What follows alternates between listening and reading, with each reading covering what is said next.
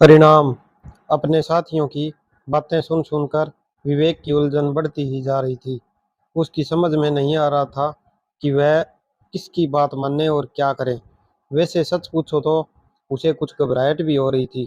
यदि वह कक्षा में प्रथम न आया तो बड़ी बुरी बात हो जाएगी, लेकिन यह कैसे हो सकता है, वह समझ नहीं पा रहा था। अपनी ओर से उसने पूरी तैयारी कर रखी थी। वह नियम से कक्षा में जाता था, अध्यापकों की बातें ध्यान से सुनता था। घर पर करने के लिए जो काम मिलता था उसे भी वह नियमित रूप से करता था, चाहे काम पूरा करने में देर रात तक ही क्यों न जागना पड़े। जो प्रश्न उसे पूरी तरह समझ में नहीं आते थे, उन्हें वह माँ से या दादाजी से समझकर पूरा करता था। उसके काम से सभी प्रसन्न थे। प्रतिदिन उसे अध्यापकों से भरपूर प्रशंसा भी मिलती थी। फिर यह कैसे हो सकता है कि कोई दूसरा उससे बाजी मार के जाए। लेकिन रशीद तो कह रहा था कि उसे पूरा भरोसा था कि पहला नंबर उसी का आएगा, और सेम सेम को भी तो पूरा विश्वास था कि फर्स्ट वही आएगा। वैसे कक्षा में तो वे दोनों ही उसके सामने कुछ नहीं थे, लेकिन चमत्कार भी तो होते हैं। यह भी तो सच है। उसने माँ से देवी चमत्कार की न जाने कितनी कितनी कहानियां सुनी थी। चमत्कार की बात सोचकर विवेक की घबराहट कुछ और बढ़ गई। रशीद और सैम के साथ एक ही कक्षा में पढ़ते हुए विवेक को 3 वर्ष हो चुके थे। पढ़ने में वे तीनों ही बहुत अच्छे थे, परंतु परीक्षा में हर बार विवेक को ही प्रथम स्थान मिलता था। दूसरे स्थान पर कभी रशीद तो कभी सैम। तीनों में दोस्ती तो थी, पर साथ ही टक्कर भी रहती थी। परीक्षा में पहला स्थान पाने के लिए तीनों ही पूरा जोर लगाते रहते थे।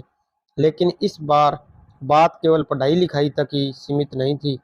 रशीद और सैम दोनों ही और भी कई प्रकार की जुगत बैठा रहे थे।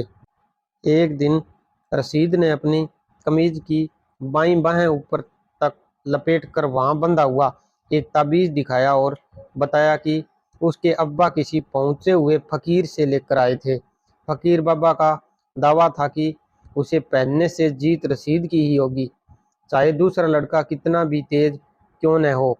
साथ ही उसने यह भी बताया कि उसके चाचा उसे हर शुक्रवार को 22 किलोमीटर दूर एक नामी मस्जिद में भी ले जाते हैं। वहाँ 7 शुक्रवार जाकर मन्नत मांगने से मन की मुराद पूरी होती है। वहाँ जाते उसे 3 शुक्रवार हो चुके थे। उसने बड़े विश्वास के साथ कहा था, बस 4 हफ्ते की बात और है, फिर चाहे तुम कितनी भी किताबें चाट लेना, अव्वल तो मैं ही आऊँगा। उस मस्जिद में आज तक यह नहीं हुआ कि किसी ने मन्नत मांगी हो और वह पूरी न हुई हो। इसी तरह सैम भी अपनी कोशिश में लगा था। रोज बाइबिल का पाठ और नियमित रूप से हर रविवार को चर्च जाना। साथ ही हर बुधवार को वह शहर के दूसरे कोने पर स्थित एक चर्च में जाकर मोमबत्ती जलाता था।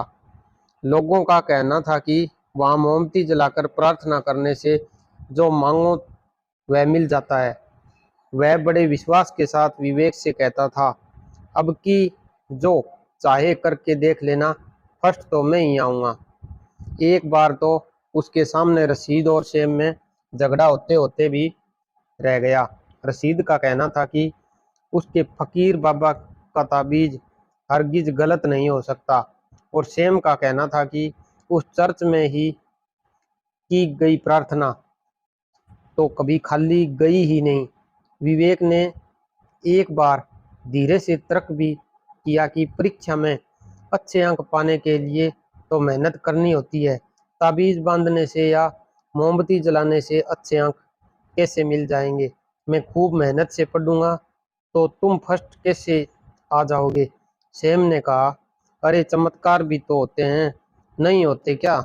रशीद भी कहने लगा, हो सकता है तुम बीमार पड़ जाओ, परीक्षा ही न दे पाओ, या फिर यह भी तो हो सकता है कि तुम पढ़ा लिखा सब भूल जाओ। उनकी बातें सुन सुनकर विवेक को भी कुछ घबराहट होने लगी। चमत्कारों की बात उसने भी सुन रखी थी।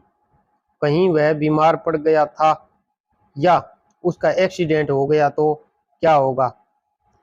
सब पढ़ा लिखा बेकार हो जाएगा। घबराहट में विवेक ने सारी बातें अपनी माँ को कह सुनाई।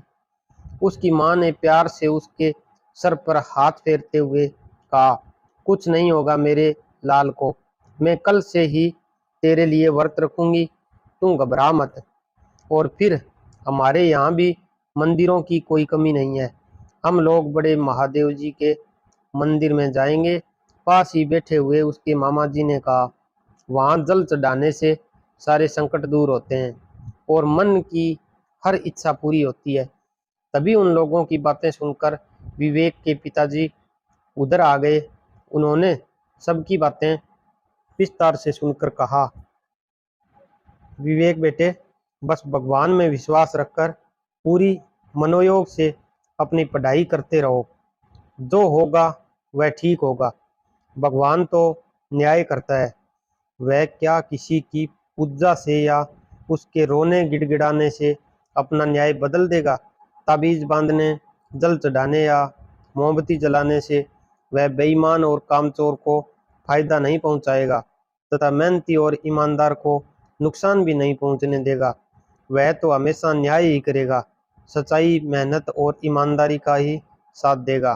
तुम तो बस सारा भय भुलाकर मन लगाकर अपनी पढ़ाई करो। इससे बड़ी कोई पूजा नहीं। फिर भगवान तो ठीक समझेगा, करेगा। उसे अपना काम करने दो और तुम अपना काम करो। विवेक को पिता की बात समझ में आ गई। उसने रसीद और सेम की बातों पर ध्यान देना ही बंद कर दिया और वह खूब मन लगाकर पढ़ने लगा। और जानते हो परीक्षा का परिणाम क्या निकला? अपना परीक्षा फल लेकर प्रसन्नता से दौड़ता हुआ विवेक सीधा पिताजी के पास गया। पिताजी ने उसे गोद में उठाकर घुमाते हुए कहा, मैं जानता था बेटा, यही होगा। मन लगाकर अपना काम किया जाए तो परिणाम अच्छा ही होता है। मैं आशा करता हूँ मेरी वीडियो आपको पसंद आई होगी। प्लीज़ मेरे चैनल को सब्सक्राइब करना ना भूलें। धन्यवाद।